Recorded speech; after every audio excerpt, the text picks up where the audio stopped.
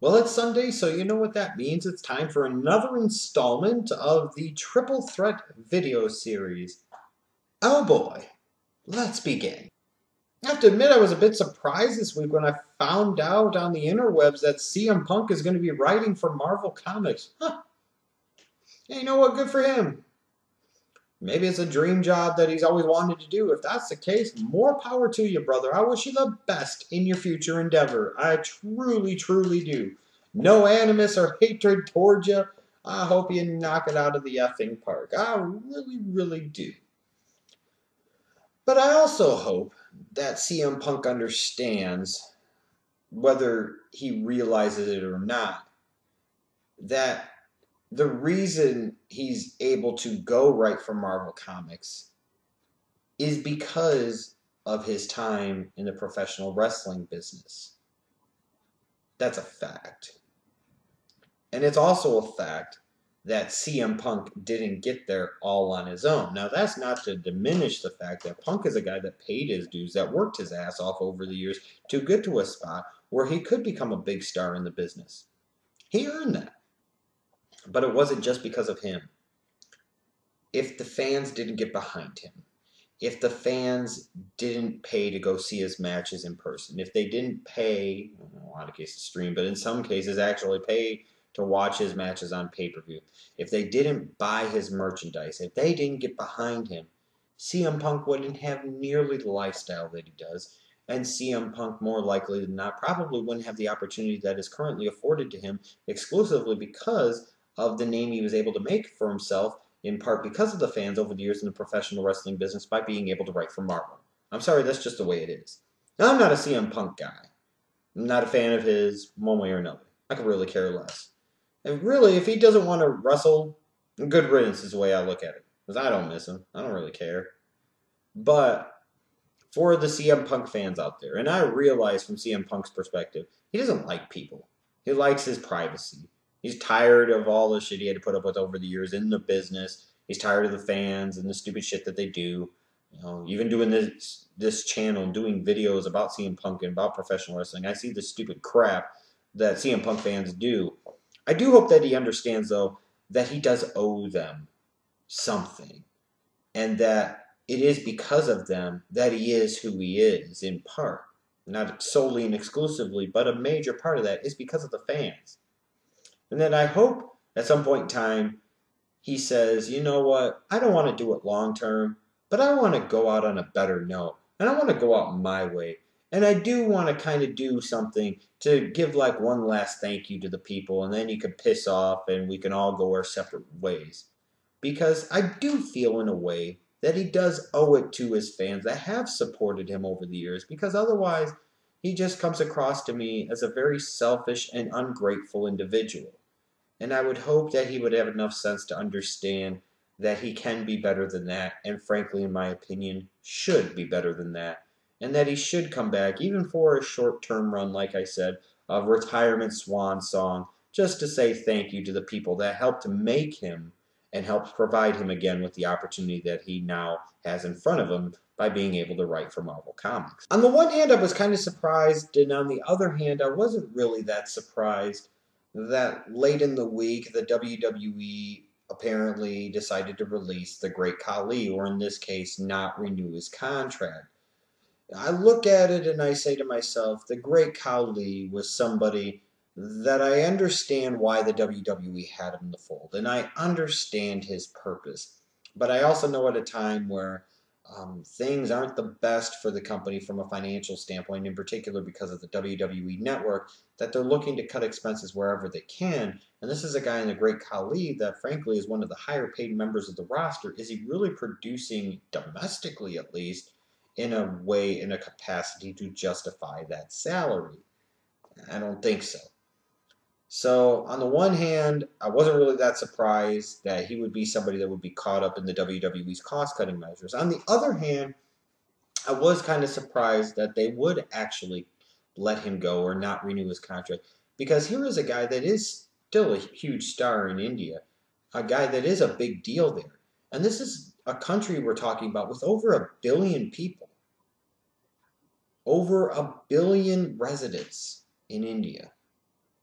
that is a huge potential, fan base just screaming out to the WWE, which is part of the reason they always featured the great Khali.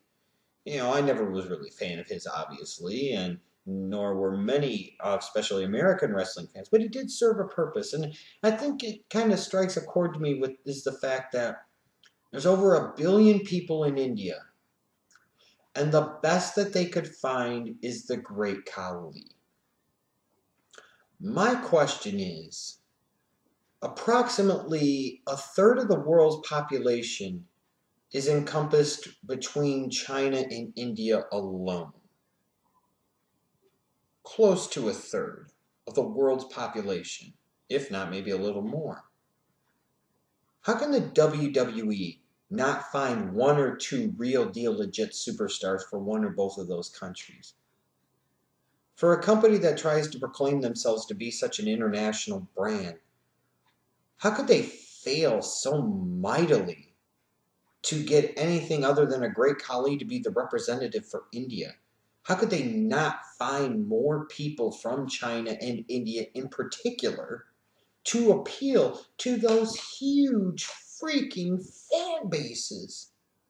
I mean, you're talking about China, close to what, 2 billion people? India, close to 1.5 billion people? Again, a third potentially of the world's population. And you don't have a single individual on your roster that actually really appeals to either one of those huge population bases in the world. When I talk about the different things that astound me about the WWE, and I talk about the different things involving the WWE that just shows how nonsensical they are in their approaches and how out of touch they are, how could you sit there and talk about yourself being an international brand, and yet you consistently fail to bring in individuals that can help actually legitimately make you an international brand? Not one damn star from China, not one damn star from India. And when the great Khali gets released, it only further exposes this very fatal flaw of the WWE, in my opinion. So this week, there was a report out there talking about Roman Reigns and his imminent return, and that his potential first feud is going to be against Rusev. And there's a lot of thought that before Reigns would move on perhaps to Lesnar or maybe Cena at WrestleMania 31, it would be Roman Reigns that would end the undefeated streak of Rusev. The thought process being that you need to build up Reigns into a monster. You want to make him the next top guy. So why not sit there and have him end Rusev's monster reign of terror before you send him off to Lesnar or Cena at Mania? I understand it, and I think it's completely and totally ridiculous. Look, here's my thing. If you're going to go with Reigns, you're going to go with Reigns anyways. And if the WWE Titan Tower machine really wants to make him into the next top guy, they're going to. You best believe that. There's a better use for Rusev, and to me, that's Ryback. It's been good for me to see that Ryback's been embraced by the fans in a lot of ways since he's come back. And it's good to me to see that, at least at the moment, that the WWE seems to be getting behind Ryback and understanding that, this guy does have some appeal, that the people do want to watch this guy. They do want to cheer this guy. So as a result, let's make him somebody. Let's do something with this guy. Let's make up for the mistakes of the past. And I applaud that. And to me, to sit there and have Rusev's streak end at the hands of Roman Reigns is an impediment to really establishing Ryback as a future monster, and also impeding Roman Reigns, because at some point in time, you could be building up Ryback into a monster to take on the monster Roman Reigns down the road. To me, this screams out, like it has for months, that Ryback needs to be the one to finally beat Rusev, and it needs to be at WrestleMania. If you sit there and do it because Hogan confronts Rusev at WrestleMania and Rusev attacks him and Ryback comes down to make the big guy badass save and then he quickly dispatches of Rusev, that's what the fuck you need to do. You're already going to make Reigns your top guy anyways. Why do you sit there and need to overkill? This is an example to me of overkill. Why not try to make 2 stars instead of just 1? Does that make sense? Why sit there and throw everything into the Reigns basket when you could still throw a lot of things into the Reigns basket, and you could also throw a lot of things into the Ryback basket and make yourself 2 stars? It's almost like it's so obvious and it's so simple to see that it's clearly understandable why the WWE isn't going to fucking do it, and they will just frustrate me yet again. So let me know what you think about this week's triple threat. Do you agree with me about CM Punk, that he should come back, that he does owe it to the fans to have one last run? Do you think that the release of the Great Khali exposes what I talked about, the fact that WWE pretends to be an international brand when they really aren't, and the fact that they don't have anybody from China or India really involved in the company and in their product is a disgrace and is bad business? Or do you think I'm just reading too much into it? Do you agree with me that Ryback needs to be the guy to finally beat Rusev? Or do you think that they do need to give that to Roman Reigns because they need to build him up to a monster come WrestleMania time? Let me know all of your thoughts in the comments down below. I'll be back again next Sunday for another installment in this Triple Threat video series. Make sure you check out the Survivor Series review series on this channel. Make sure you submit your questions for the Q&As. And hell, at some point in time soon, I might even get back to doing Raw reviews again. You never know.